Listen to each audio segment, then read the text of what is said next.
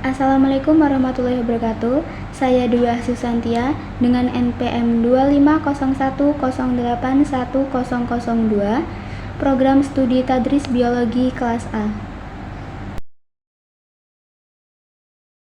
Baik, di sini saya akan membahas mengenai etika digital dan penulisan akademik seperti hoaks, plagiarisme, parafrase, etika berinternet, dan Mendeley.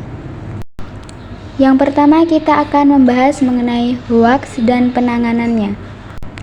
Hoaks adalah informasi palsu atau berita bohong yang sengaja dibuat untuk menyesatkan atau mempengaruhi opini masyarakat.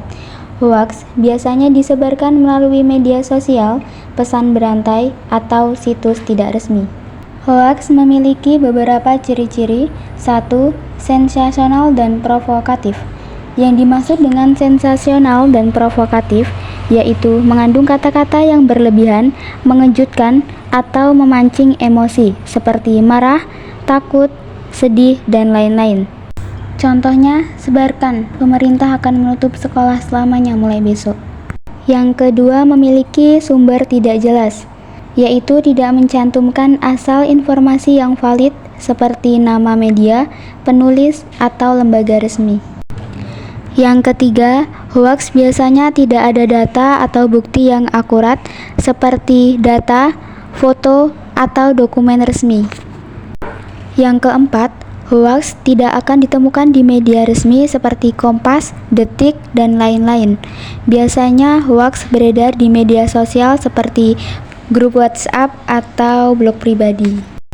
Yang terakhir, hoaks tidak memiliki gaya bahasa yang profesional, seperti kesalahan ejaan, tanda baca, atau penggunaan kata yang tidak baku.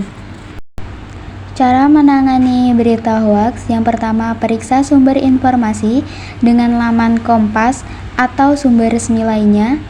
Yang kedua, cek fakta dan kebenaran informasi menggunakan turnbackhoax.id, kominfo.go.id, atau cekfakta.com.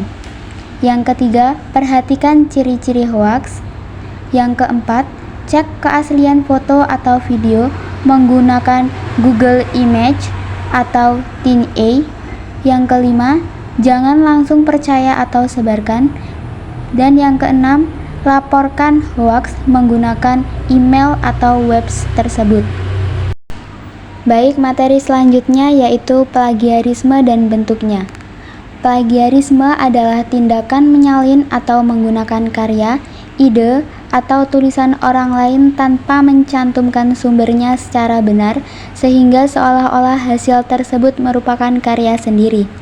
Bentuk-bentuk plagiarisme: yang pertama, plagiarisme langsung, yaitu menyalin teks secara utuh tanpa sumber.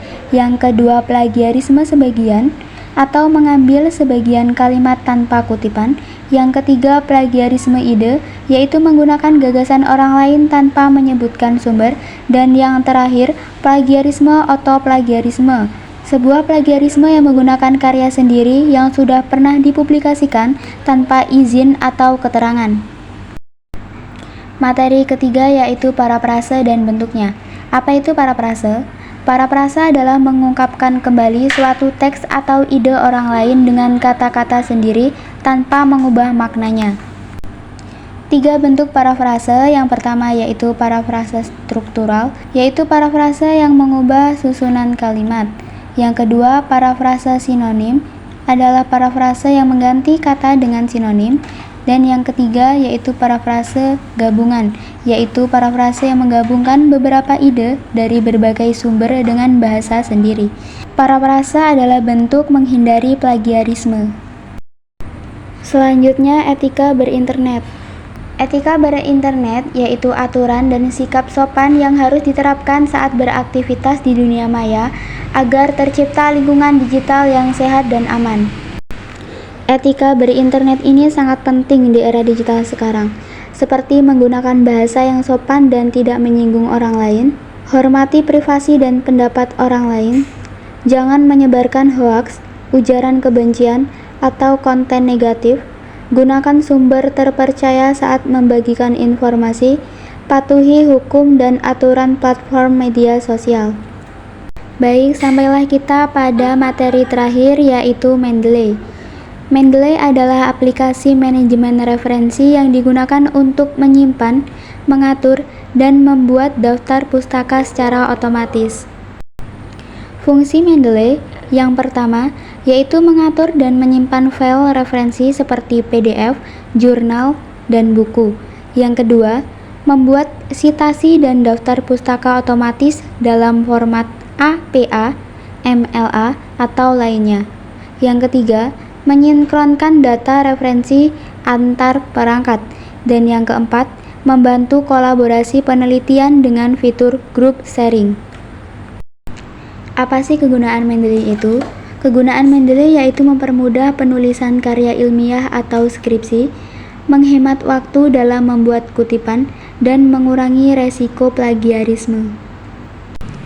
Baik, itulah 5 etika digital dan penulisan akademik yang dapat saya jelaskan. Terima kasih. Wassalamualaikum warahmatullahi wabarakatuh.